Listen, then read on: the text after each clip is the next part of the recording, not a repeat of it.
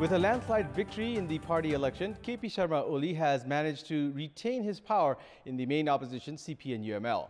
The former Prime Minister, who had tried to avoid the election seeking to be appointed unopposed, has succeeded in settling his confidence in the major positions of office bearers and is set to have a firm grip on the party. Good morning, I'm Abhyuday Shrestha, and these are the headlines of the hour. KP Sharma Oli elected as CPN-UML chairman after clinching majority at the General Convention. The new office bearers sworn in after the party's official announcement. Justices at the Supreme Court to resume hearings from today as the Supreme Court is ready for the implementation of allocating benches by drawing lots. The General Convention of Rashtriya Prajatantra Party to kick off in Kathmandu today. Kamal Thapa and Rajendra Lingden to contest for the new leadership. And 3 students killed and 8 others injured, including a teacher, in a high school shooting in the U.S. state of Michigan.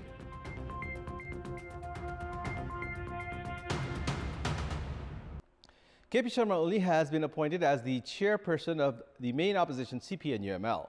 Based on the results shared by the party, Oli received 1,837 votes, while his contender Bhim Rao received 223 votes.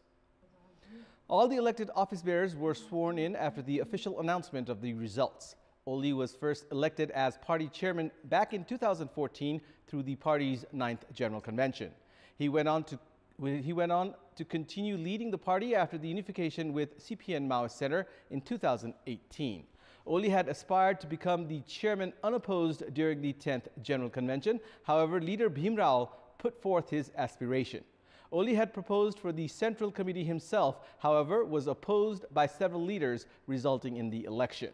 However, a few leaders were elected unopposed to office bearer posts. During the 9th General Convention, Oli had defeated senior leader Madhav Kumar Nepal by 46 votes. Meanwhile, Ashtalakshmi Shakya has been elected vice chairperson with 1,976 votes, defeating contender Ghanshyam Bushal, who received 725 votes. Likewise, other vice chairmen that have been elected are Bishnu Paudel with 1,925 votes, Surendra Pandey with 1,856, Subhas Nemwang with 1,865, Yuvraj Gewali with 1,842, and Rambahadur Thapa with 1,768 votes.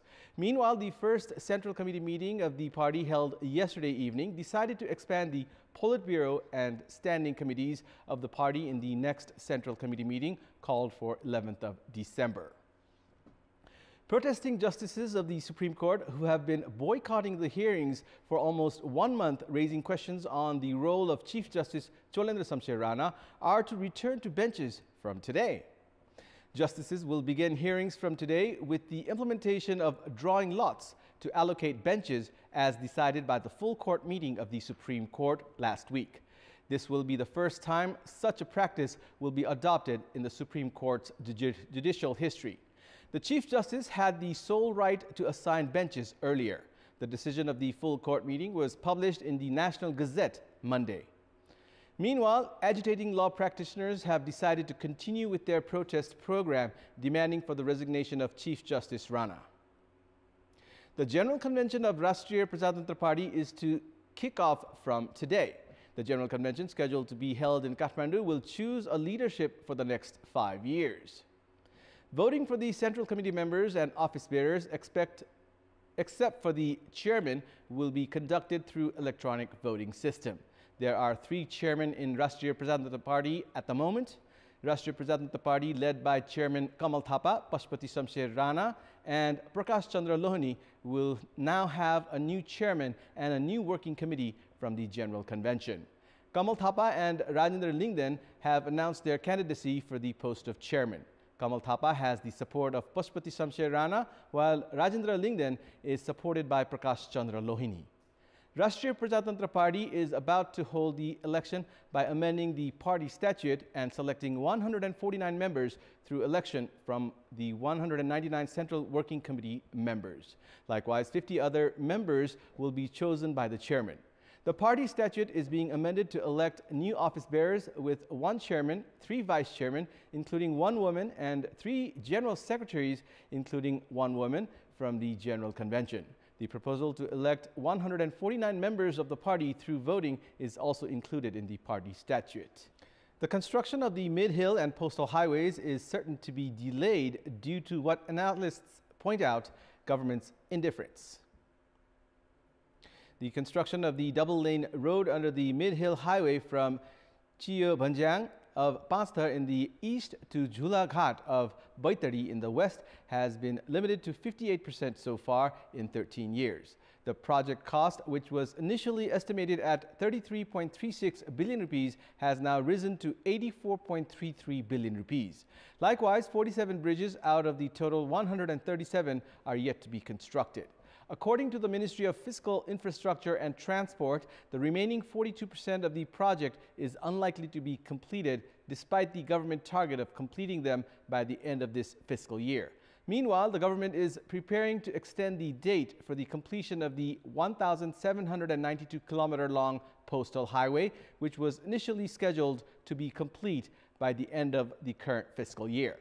Government officials have informed that the remaining 32% of the tasks of the project worth 65.2 billion rupees still need additional time to complete. Likewise, only 24% works of the north-south corridors of Koshi, Kaligandaki and Karnali rivers have been achieved in 13 years. In our Public Voice segment, we had asked people in several districts what is the reason behind the delay in the National Pride projects. Let's take a look at what they had to say. Public Voice. राम्रो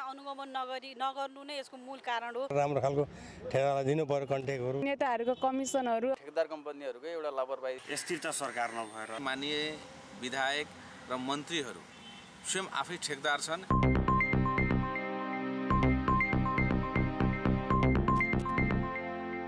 And it's time now for our segment Public Pulse, where you text us with your opinion. Public Pulse. And here's the question: what should be done to protect oneself from the potential threat of the new Omicron variant of coronavirus? Your options are A, abide by health protocols, B, tighter immigration, and C, focus on preparedness. The voting is on. Type NEWS, select your option A, B, or C, and send it to 34001 to share your opinion with us. And it's time now for the sports news. Sports news. Sudur Paschim Province defeated Gandaki Province by 4 wickets in the ongoing Under-19 National Cricket Tournament. In the match held at the Tribhuvan University Cricket Ground in Kantipur yesterday, Gandaki Province were put into bat first after losing the toss and were bowled out for 209 runs in 49 overs. Deepak Dumre was the top scorer for Gandaki with 56 runs. Kailash Airi was the pick of the Sudur Paschim bowlers, claiming 3 wickets. Chasing a victory target of 210 runs, Sudur Paschim made 212 in 49.2 overs, losing 6 wickets. Arjun Saud was the leading scorer with 68 runs. Subhas Bhandari claimed 3 wickets for Gandaki. Sudur Paschim Province are in the 3rd position of the points table with 4 points from 4 matches. Gandaki are in the 6th position with 4 points from 5 matches. In another match played under the Under-19 National Cricket Tournament yesterday, Bagmati Province defeated Karnali by 1 wicket. Karnali, that staged a poor display, were put into bat first after losing the toss and posted a below-par total of 82 runs in 19.5 overs. Nischal Rawal was the top scorer with 15 runs. Gautam Kesi was the most successful Bagmati bowler, who claimed 4 wickets. Bagmati reached the target in 19.5 overs. Vivek Magar scored the highest 18 runs for Bagmati.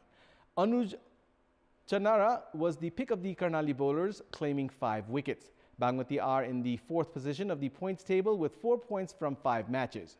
Karnali are at the bottom of the table with 2 points from 5 matches. And that's all for the moment. Thank you for watching. Have a good day.